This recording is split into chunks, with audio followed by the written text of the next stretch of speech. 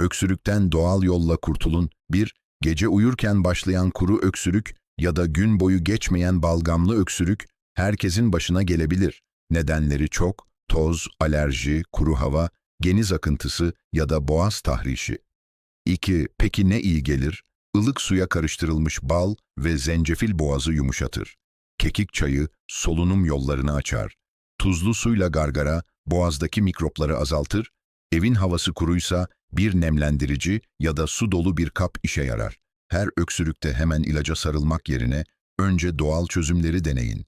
Doğadan gelen şifa bazen en etkili olandır. Şimdiden şifalar olsun. Daha fazla doğadan şifa için bizi takip etmeyi unutmayın.